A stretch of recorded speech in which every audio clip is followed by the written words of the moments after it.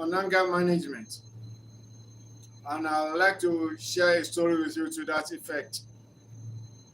What is anger in the first place? Do you ever get angry? Do you often get angry? Do you manage your anger very well? Do people around you, the people you relate with, do they complain about your anger? Do you have anyone assisting you with your anger management? Is it natural to feel angry? Is it a sin to feel angry? Is it an offense to feel angry? These are many questions that we need to get answers to. As questions help us to understand ourselves and our operating environment much better. Anger is an emotion. It's a very strong feeling that passes through our system, our brain, our mind, our nerves when we feel cheated, disappointed, taken undue advantage of, when we feel and we perceive that we are being insulted and our efforts are being undermined, when you are being unduly taken advantage of, when people deride you, when people malign you, when people lie against you, especially trusted ones, you feel, what? Why? No, no, no. And you try to do something about it. Yes, anger is a natural emotion. There is no human being that doesn't feel anger and that doesn't get angry. The anger may be short-lived and it may be long-lasting. That means it may stay in the system for an appreciable time. However, whichever way you manage it will determine your degree of happiness, joy, mental health, personal growth and development, and a lot of other factors. On this channel, we reflect on tales that touch the heart, and we reflect on life man to give godly counsel in that line to assist you, to help you to be better version of yourself, moment by moment, as each day passes by, as the Lord tarries.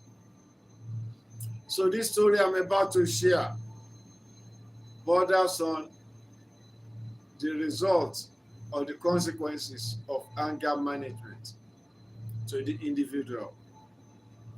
The story is about a man called Charles and his wife called Laura. Charles is a very active, diligent, successful executive in his own business line. His wife is into fashion and clothing. She travels around the world for exhibitions and presentations and seminars. They've been married for 25 years. And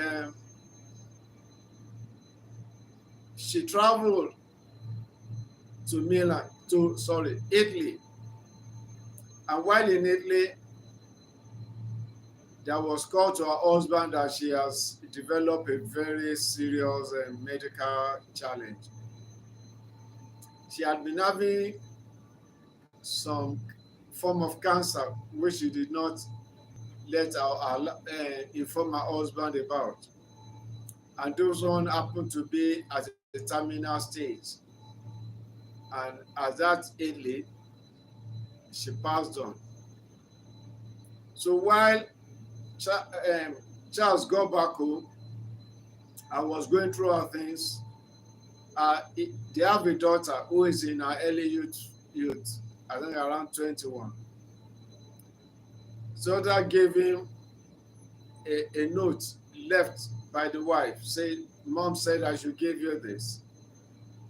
He opened the note What he saw there was something like a password.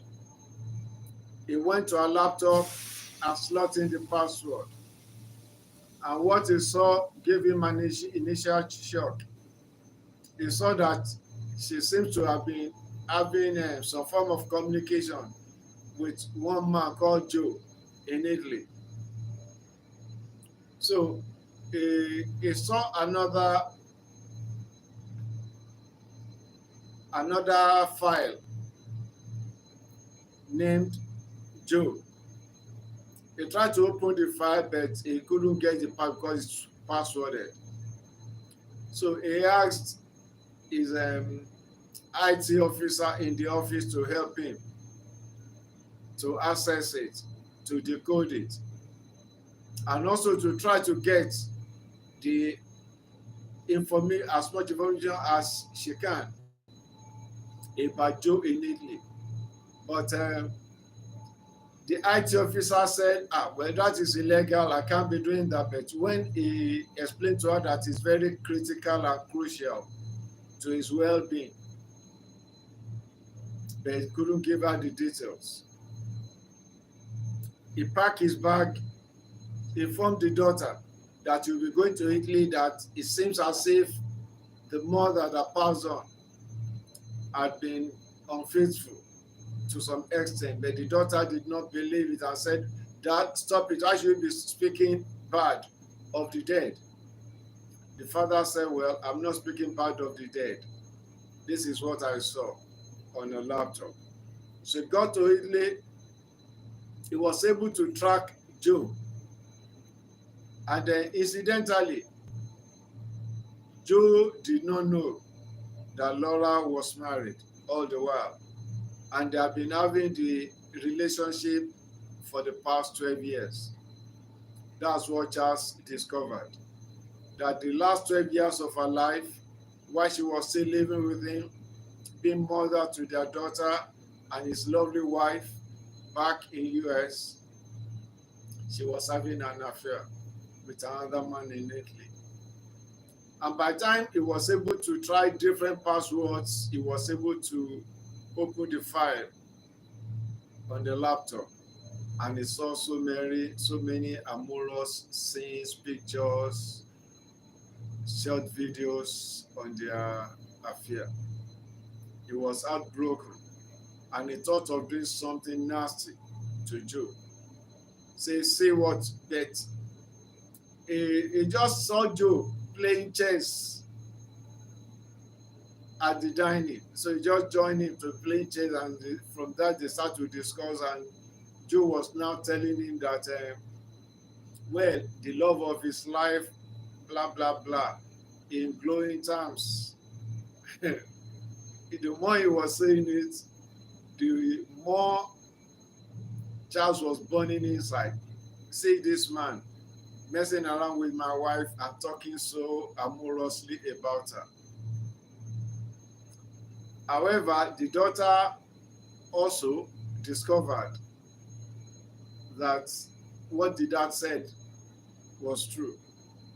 So she boarded the plane, went to Italy, located the dad, and told the dad, "Dad, please stop this layoff. Let it go. Let it go." Well, the father allowed the thing to rest, came back to US, organized a befitting memorial for Laura, and invited Joe. At the memorial, Joe was given the stand to speak. He spoke so outstandingly, beautifully about Laura. The more he was saying it, the more angry Charles was getting again. But by the time he looked at his daughter, eye to eye contact, the daughter made him to know, "Dad, please let it go. Let it go." He said he had wanted to put the card on the table that this man called Joe had been messing around with my wife for the past 12 years. But if he had done that, what would be the state of the daughter? And a lot of other things. So he allowed it to go. He just raised up the cup and said, let us toast to the memory of Laura. And that's how the thing rested. The question is, if you were in Charles' shoe, what would you have done? Here is somebody who had been having an affair with your wife for the past 12 years.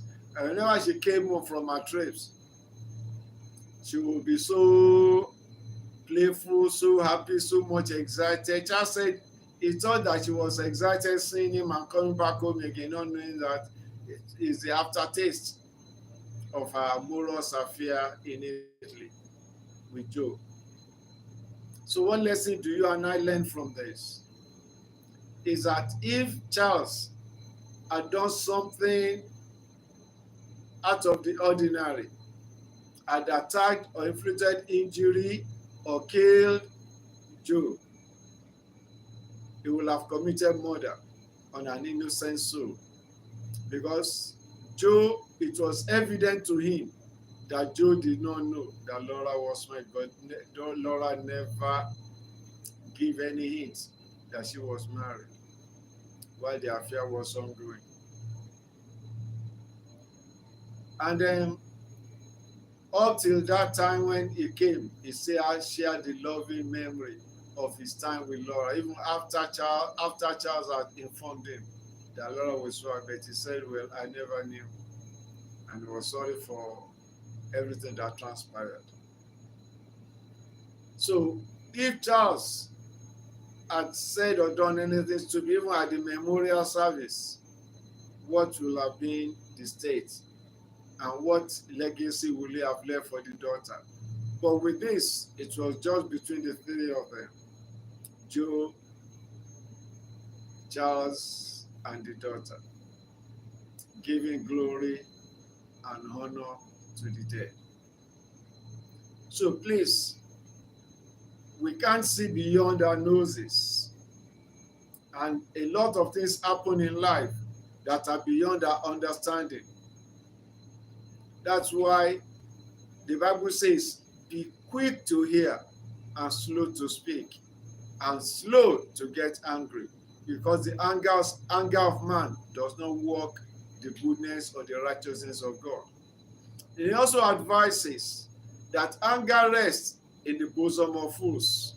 Edward Fowler, you are welcome. Thank you for reflecting with me.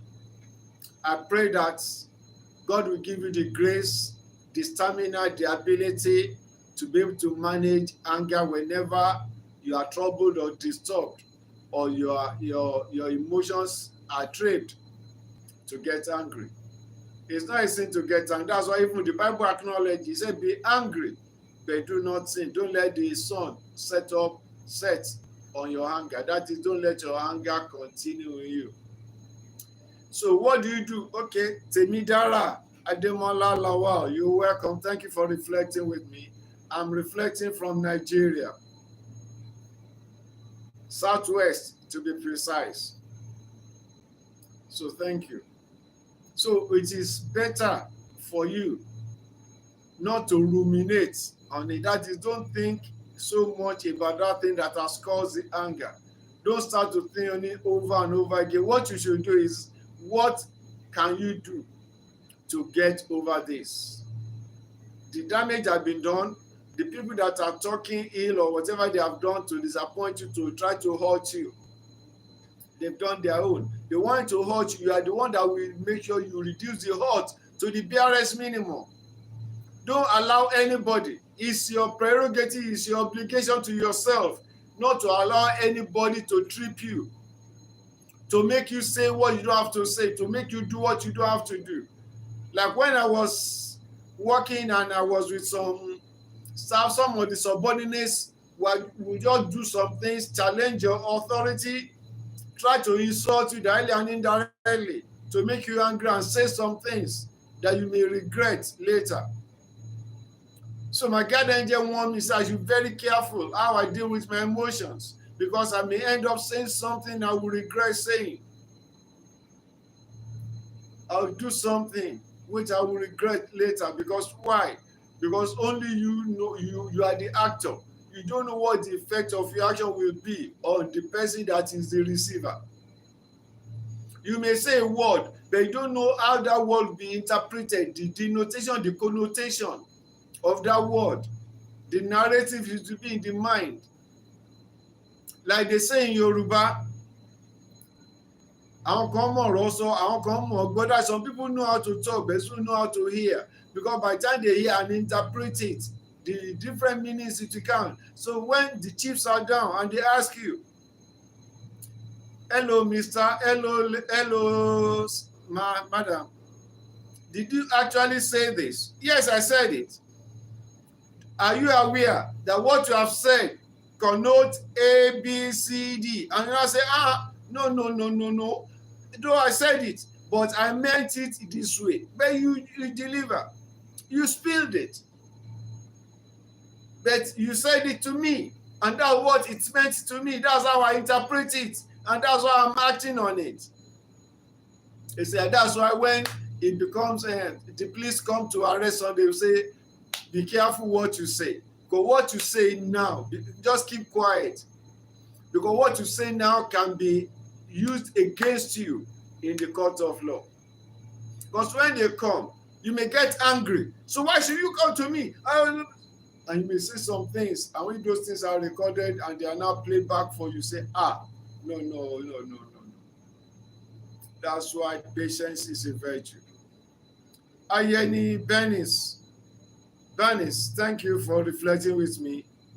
I pray that you will be master and ruler over your anger and over your emotion. Your emotions will never get the better of you by the grace of God in Jesus' name.